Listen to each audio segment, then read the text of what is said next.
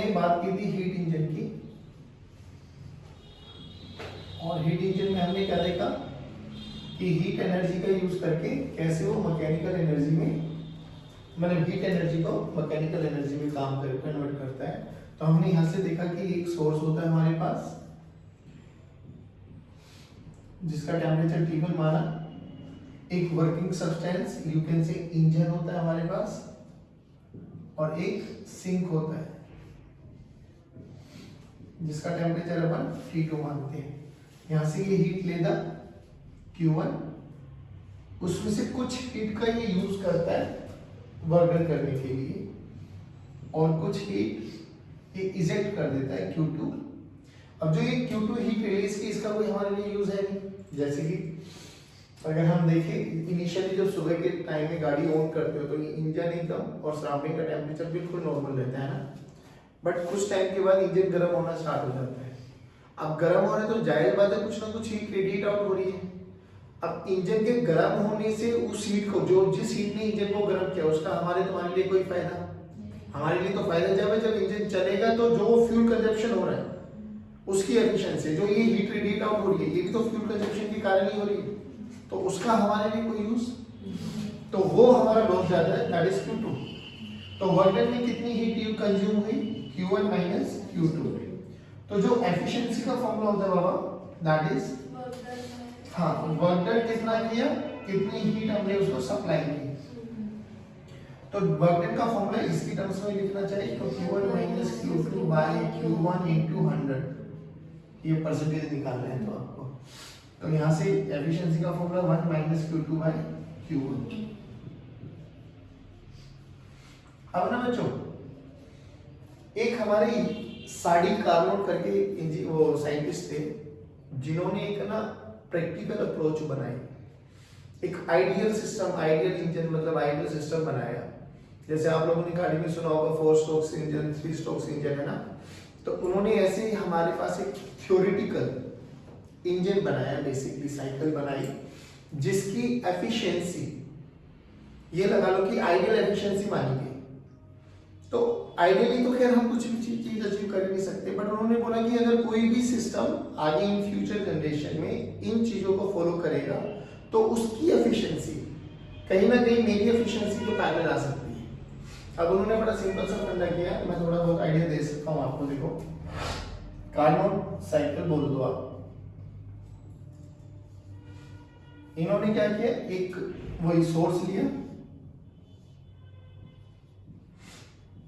T1, बहुत high temperature, और अगर हम बात करें तो इसमें से कितना भी हीट हम निकाल लें, इसके टेम्परेचर में कोई चेंज नहीं आएगा, ऐसा माना जाएगा। एक सिंक माना,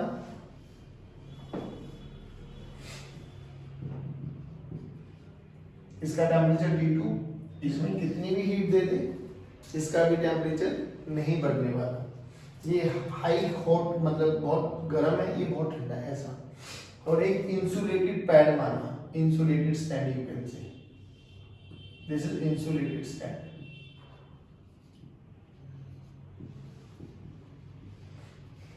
ठीक, और एक आइडियल गैस का सिलेंडर माना, जिसमें ये वाली और ये वाली, ये तीनों साइड्स वॉल एडियाबैटिक बनाएंगे। ये परफेक्टली कंडक्टिंग बनाएंगे।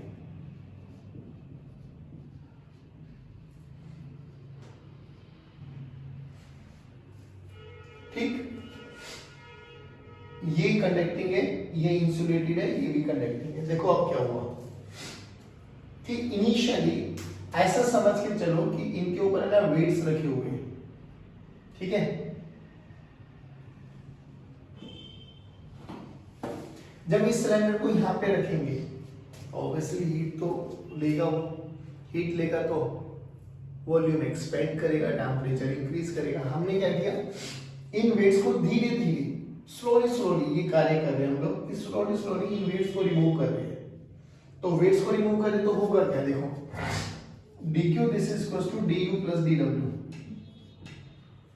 मानो अभी ये नहीं है, मानो अभी ये नहीं है, तो जो वर्क डन हो रहा होगा वो इसकी इंटरनल एनर्जी का यूज करेगा, इंटरनल एनर्जी का यूज करेगा। और अगर हमने उतनी ही अमाउंट ऑफ हीट उसको सप्लाई कर दी, मान लो मैंने कोई कार्य किया, उस कार्य में मैंने अपनी इंटरनल एनर्जी 2 जूल खत्म कर दी, जैसे ही वो 2 जूल खत्म कर दी इतने में मुझे किसी ने जूस दे दिया, तो वो 2 की तो इंटरनल एनर्जी कंज्यूम रहेगी मेरे पास, वेस्ट आउट करनी मैंने। तो मैं ये कह सकता हूँ इस पूरे प्रोसेस में मेरी इंटरनल एनर्जी में कोई भी चेंज सेम ऐसे इसमें कि ये इतना स्लो प्रोसेस है। अच्छा, जहां पर भी स्लो और सडन आ जाए तो स्लो आइसोथर्मल और सडन एडियाबैटिक, ये सब समझ लो। तो समझ गए ये क्या हो रहा है कि इसमें धीरे धीरे वेट को हटा रहे हैं, तो धीरे धीरे वो ऐसा मान के चलो कि इंटरनल एनर्जी का यूज करके वर्क कर रहे हैं, बट उतनी ही देर में इसमें उतना अमाउंट ऑफ डीक्यू हीट हमने सप्लाई कर दी, तो internal energy through out constant. तो पहला तो इसको स्ट्रोक बोलते हैं या पहला स्टेप बोल लो। तो फर्स्ट स्ट्रोक तो यही है कि उठाया, सोर्स पे रखा, तो एक्सपेंशन हो रहा है, धीरे धीरे हो रहा है, ठीक है। उठा के यहाँ पे रख दिया, इंसुलेटेड पैटर्न, जो ये कंडक्टिंग वाली बोलती है ये भी इंसुलेटेड बन गई। इंसुलेटेड बन गई तो क्या होगा, अब ना हीट का आदान होगा ना प्रदान, मतलब कोई आदान प्रदान कोई एक्सचेंज नहीं होगा। बट अभी जो ये वेट्स हटा रहे थे हम लोग, ये बहुत फास्ट है क्योंकि हम अपनी इंटरनल एनर्जी का यूज कर रहे हैं, है ना। हीट एक्सचेंज 0, तो ये 0, तो du माइनस dw के बराबर हो जाएगा, बात समझ में। तो अभी अपनी इंटरनल एनर्जी, हम वेट्स को बहुत जल्दी जल्दी हटा रहे हैं, तो ये अपनी इंटरनल एनर्जी को यूज करके वर्क डन कर, अभी भी एक्सपेंशन हो रहा है।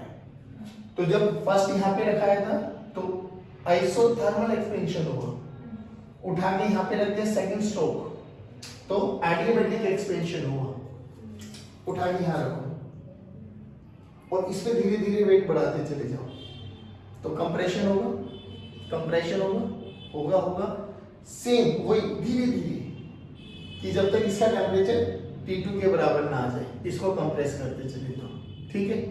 तो यहाँ पे हो जाएगा आइसोथर्मल कंप्रेशन। फिर जब ये T2 के बराबर आ गई, उठा के वापस यहाँ रख दो, फिर वेट सडनली भरते चले जाओ, वो कंप्रेशन होगा कैसा, एडियाबैटिक। तो जिस स्टेज पे थे ना आप, जहां से स्टार्ट किया था आपने ये प्रोसेस, आप फाइनली उसी स्टेज पे आ जाते हो। बट इस स्टेज में आपने 4 स्ट्रोक्स का यूज किया, isothermal expansion, adiabatic expansion, isothermal compression, adiabatic compression. तो ये एक आइडियल थ्योरेटिकल उन्होंने बनाया सेटअप की एफिशिएंसी से इम्प्रोवाइज की जा सकती है, कोई बड़ी बात नहीं है। तो जब इन्होंने टीवी का ग्राफ बनाया ना बच्चों, देखो ये P और ये V, और ये हमारे पास आइसोथर्मल एक्सपेंशन, वॉल्यूम बढ़ रही है, एडियाबैटिक एक्सपेंशन, वॉल्यूम बढ़ रही है, ठीक है। ऐसे कर लेते हैं, देखो एक बार, ठीक। रेड वाला हमारा एडियाबैटिक हो जाएगा और ब्लू वाला हमारा आइसोथर्मल हो जाएगा, ठीक। तो ये हमारा A, this is B, this is C and this is D। ये हमारा पीवी ग्राफ आया इसका, कोई बड़ी बात नहीं है, आप लोगों को सब आता है, आप थोड़ा बहुत बताने की जरूरत है। बस देखो, हमें यहाँ पे भी एफिशिएंसी कैलकुलेट करनी है, तो इसकी एफिशिएंसी जो आती है that is eta 1 minus T2 by T1। इसका छोटा सा प्रूफ है, वो प्रूफ देख लो आप, थोड़ा आपको न्यूमेरिकल्स में भी हेल्प मिल जाएगी, प्रूफ समझ में आ जाता है। अब मुझे एक बात बताओ, हमें कोऑर्डिनेट्स में वो आती है लिखना रिलेशन, ए से बी कौन सा प्रोसेस है, आइसोथर्मल। कौन सा प्रोसेस है, आइसोथर्मल। हाँ, और जब ये प्रोसेस हो रहा था तो टेम्परेचर कितना कांस्टेंट था, T1। जब ये प्रोसेस हो रहा है कंप्रेशन का, तो ये भी आइसोथर्मल है, लेकिन टेम्परेचर कितना बाबा, T2। ये एडियाबैटिक कंप्रेशन मतलब एक्सपेंशन, एडियाबैटिक एक्सपेंशन, और ये एडियाबैटिक कंप्रेशन। अब थोड़ा जल्दी जल्दी बताना मुझे, हाँ। कंप्रेशन देखो, ए से बी आइसोथर्मल, तो रिलेशन लिखो, मैं लिख सकता हूं PA PB equals to constant होता है ना, PA VA this is equals to PB VB, equation number 1। मान लो कोई भी गैस है जिसकी डिग्री ऑफ फ्रीडम है और गामा इसका गैस कांस्टेंट है। बी से सी आओ, पीबी वीबी की power gamma this is equals to PC VC की पावर गामा। सही है। सी से डी आओ, PC VC PD VD. Fourth equation आओ, पीडी वीडी की power gamma this is equals to PA VA की पावर गामा। समझ में आया? इन चारों को मल्टीप्लाई कर लो आपस में, इन चारों को मल्टीप्लाई कर लो आपस में, तो you will feel PA PD PC PD PA PD PC PD दोनों तरफ आएंगे कैंसिल आउट। तो बचा क्या? वीए वीबी की पावर गामा वीसी वीडी की पावर गामा वीबी वीसी की पावर गामा वीडी वीए की पावर गामा। देखो यहाँ पे पीडी है, यहाँ पे बीडी है, तो बीडी वाली टर्म्स को एक तरफ लेके चले जाओ और सी वाली टर्म्स को एक तरफ। आओ, बीडी की power gamma divided by BB, बोलो भाई, बीडी की power gamma divided by BD, VC की power gamma divided by VC, VA की power gamma divided by VA. इसको क्या लिख सकते हैं? वीबी ऊपर पावर है, नीचे ऊपर जाके -1, बेस से पावर ऐड होती है तो गामा माइनस, तो VD gamma -1, VC gamma -1, VA gamma -1, सब तरफ से गामा -1 का स्क्वायर रूट ले लो, कैंसिल मतलब रूट ले लो, खत्म करो, तो will get VB VD VC VA. क्या ये रिलेशन समझ में आया? This is your star relation, इसको यूज करेंगे हम। हाँ, नाउ व्हाट टू डू? अब हमने तो एफिशिएंसी निकालनी है। एफिशिएंसी का फॉर्मूला ये है वर्क डन बाय Q1, तो हमें ये निकालना वर्क डन बाय Q1।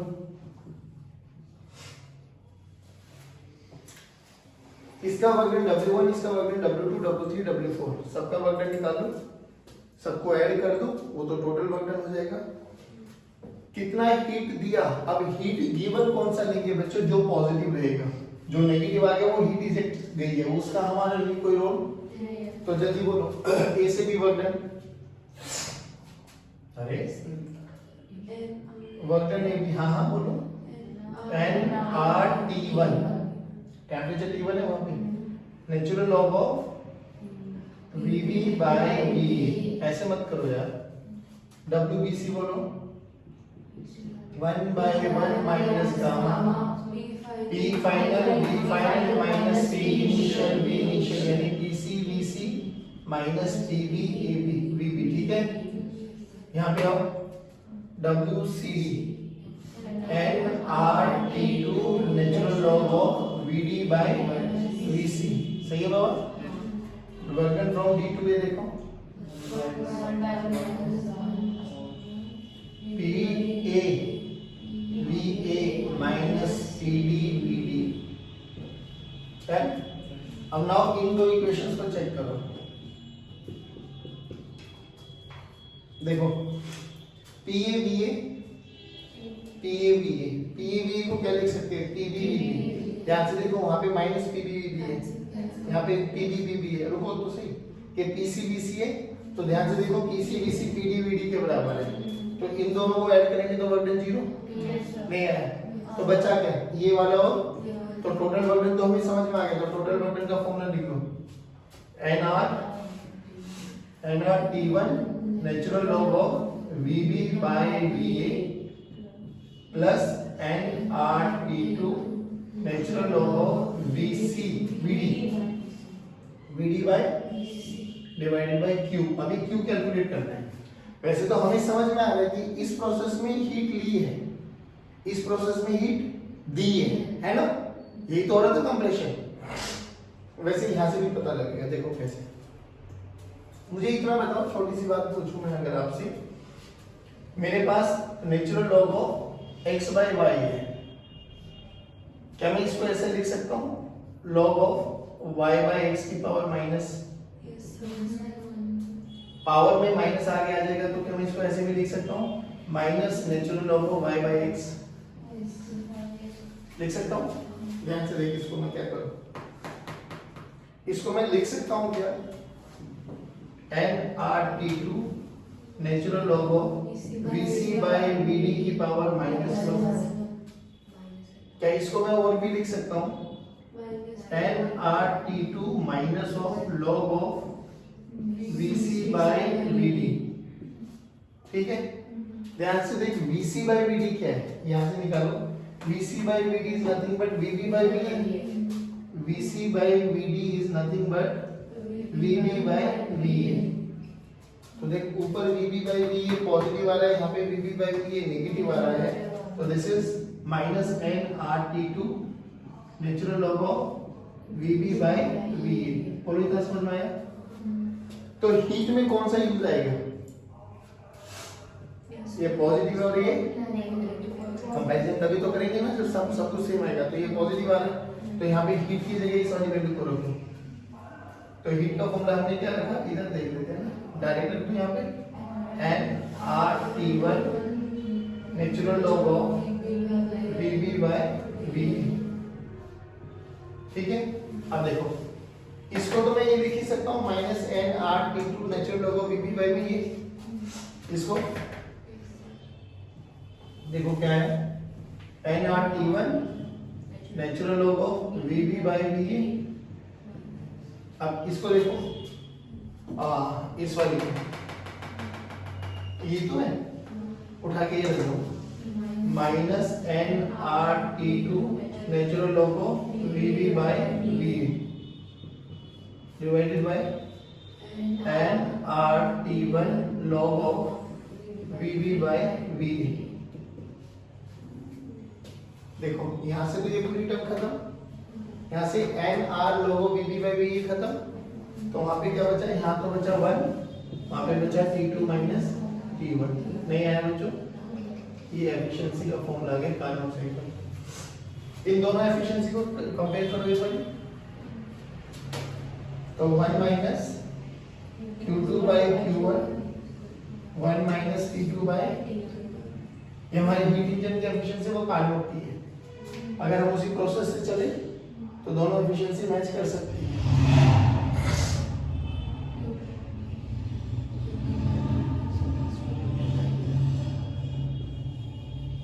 बहुत सारे फॉर्मूले इस वाले फॉर्मूले के बेस पे भी खत्म होते हैं, आपको समझना है। अब जब आप ये T2 T1 रखेंगे तो एक चीज हमारे दिमाग में चलना चाहिए कि हमने T2 सिंक का टेम्परेचर माना है और T1 सोर्स का टेम्परेचर माना है।